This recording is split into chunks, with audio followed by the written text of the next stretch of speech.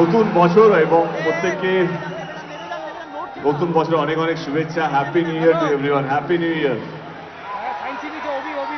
Okay, thank you so much. ধন্যবাদ জানাবো অভিষেক ব্যানার্জি, অভিষেককে আমাকে এখানে নিমন্ত্রণ করার জন্য। এবং আমাদের দলের এক দারুণ একজন যোদ্ধা, নাম হচ্ছে অভিষেক ব্যানার্জি, যার জন্য আজকে আমার মনে হয় বাংলার মানুষ দলকে অনেক বেশি ভালোবাসে। থ্যাংক ইউ মমতা ব্যানার্জি, আমাদের নেত্রী, আমাদের সিএম, যার জন্য এখানে কোনো মাথায় দ্বিতীয় নেই কি আবার আমরা জিতবো কি জিতবো না। সবাই জানে চতুর্থবারের জন্য মমতা ব্যানার্জি মুখ্যমন্ত্রী হচ্ছে।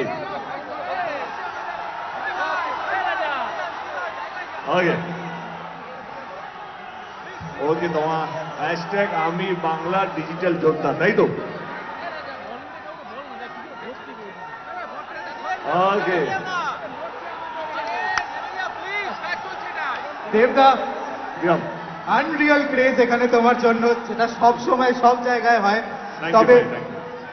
তবে আজকে তোমাকে এখানে পেয়ে সবাই খুব খুশি। কিন্তু এরা হচ্ছে তৃণমূল কংগ্রেসের ডিজিটাল যোদ্ধা, যারা সোশ্যাল মিডিয়াতে লড়াই করে যায়।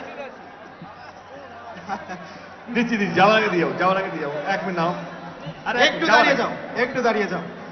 যেটা আমরা জানতে ইচ্ছুক, তুমি তো সোশ্যাল মিডিয়াতে সব সময় ট্রেন্ডিং, সব কটা প্ল্যাটফর্ম খুব ভালো করে করো। তোমার কি বার্তা থাকবে, কিভাবে সোশ্যাল মিডিয়াতে এমনি তোমার মতন ট্রেন্ডিং এ থাকবে?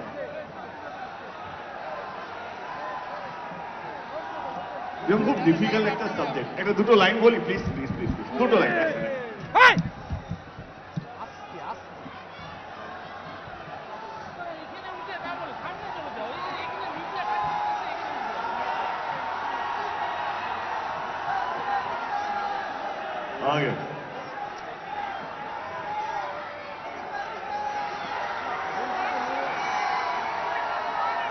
তৃণমূল কংগ্রেসের ডিজিটাল যোদ্ধা আজকে ইভেন্টে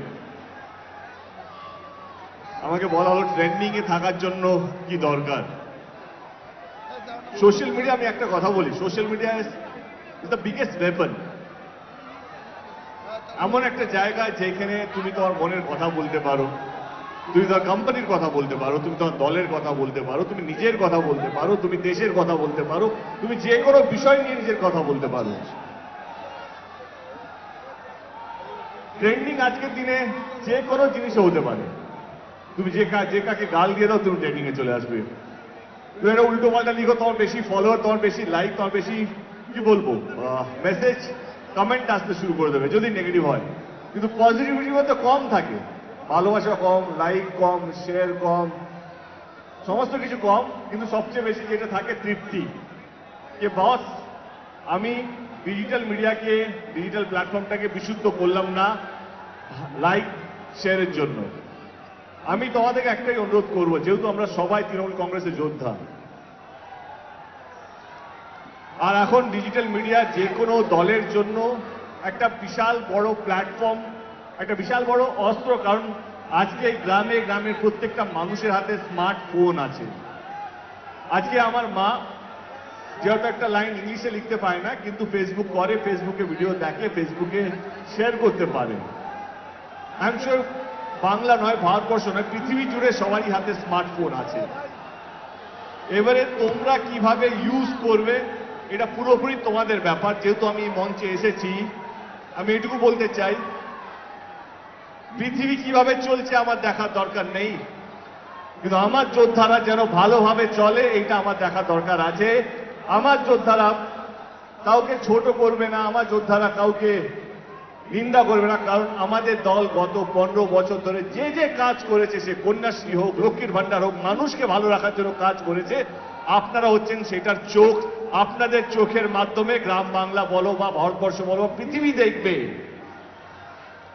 যে আমাদের দল কিভাবে সমস্ত ধর্মকে আগলে রেখে সমস্ত শ্রেণীর মানুষকে, সে গ্রাম বাংলা হোক, শহর হোক, যে যেখানেই থাকুক না কেন পশ্চিমবঙ্গের মধ্যে, ভালো রাখার চেষ্টা করেছে। আপনারা হচ্ছেন আমাদের দলের চোখ। আপনাদের চোখের মাধ্যমে, মানে আপনাদের ডিজিটাল মিডিয়ামের মাধ্যমে বাংলার কাজ, আমাদের নেত্রীর কাজ, আমাদের অভিষেক ব্যানার্জির কাজ ঘরে ঘরে পৌঁছবে। যদি আপনারা আমার কাছে জিজ্ঞেস করেন দেব কিভাবে ট্রেন্ডিংয়ে থাকে, আমি এটুকু বলতে চাই, আমি সৎভাবে কাজ করার চেষ্টা করেছি আজ অবধি, কোনদিনও কাউকে মেলাইন করার চেষ্টা করিনি। আমি 12 বছর ধরে ইলেক্টেড মেম্বার অফ পার্লামেন্ট, সাংসদ, কিন্তু 12 বছরে আমার মঞ্চ থেকে অনেক অনেক মানে এক একটা ইলেকশনে 125-150টা করে আমি মিটিং করেছি, সেটা বিধানসভা হোক বা লোকসভা হোক। কিন্তু আমি আপনারা দেখবেন আমি আমার মঞ্চ থেকে কোনোদিন এমন কোনো বাক্য ব্যবহার করিনি যাতে অন্য দলকে ছোট করেছি। আমি যা অবধি আজ অবধি আমার মঞ্চ থেকে বলেছি যেটা হচ্ছে আমার দল কি কি কাজ করেছে, আমার দল কতটা ভালো, আমার দল কি কি কাজ করবে আগামী দিনে,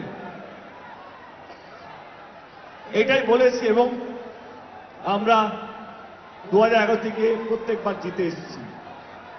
যদি জিততেই হয় তো মানুষের ভালোবাসা নিয়ে জিতব, যদি জিততেই হয় মানুষের বিশ্বাস নিয়ে জিতব, যদি জিততেই হয় মাথা উঁচু করে জিতব, যদি হারিও সেটা কোনো প্রশ্ন নেই, জায়গাও নেই, যদি হারিও জীবনে কোনোদিন মাথা উঁচু করে হারবো, কাউকে ছোট করে নয়, কাউকে নিন্দা করে নয়।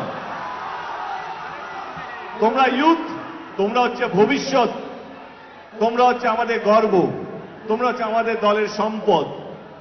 যাই করবে ভালো কাজ করার চেষ্টা করবে, মাথা উঁচু করে বাঁচার চেষ্টা করবে এবং বাংলার মানুষকে অন্যান্য দলরা যেভাবে হেট করে একটা বাংলার মান সম্মানকে ক্ষতি করার চেষ্টা করছে, কখনো বাংলা এই খারাপ, কখনো বাংলা ওই খারাপ, তোমরা হচ্ছে সেই বিএসএফ বা বর্ডার, যেটা বাংলার যে কোনো আক্রমণকে, বাংলার মান সম্মানে যে আক্রমণ হবে তোমরা সেটাকে রক্ষা করবে। সেই শপথটা আজকে তোমাদেরকে নিয়ে যেতে হবে যে বাংলার মান সম্মানটা রক্ষা করার দায়িত্ব ডিজিটালি আজ থেকে তোমাদের। আবার বলছি, এখানে হার জিত অনেক দূরে, এখানে বাংলার সম্মানটা সবচেয়ে আগে। বাংলার সম্মান মানে আমাদের সবার সম্মান, বাংলার সম্মান মানে যে কোনো দলের সম্মান, বাংলার সম্মান মানে বাঙালির সম্মান। এইটুকুই বলতে চাই। Thank you. দেবদা, তোমাকে আরেকটা প্রশ্ন আছে, ছোট প্রশ্ন আছে। তুমি one of the most followed popular figures from Bengal. তাই একেবারেই একদম তথ্য এটা।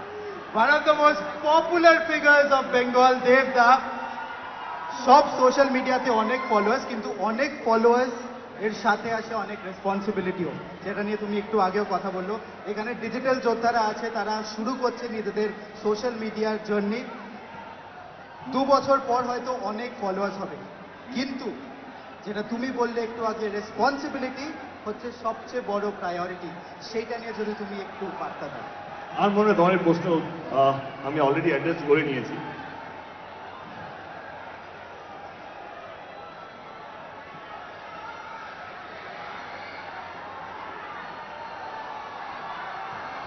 সামনে বসো। প্রিয়াম বলল যে সামনে 2 বছরে তোমাদের ফলোয়ার কিভাবে বাড়বে। আমি যদি তোমাদেরকে টিপস দিই, আমি এটা মন থেকে বলছি, এটা শুনুন প্লিজ।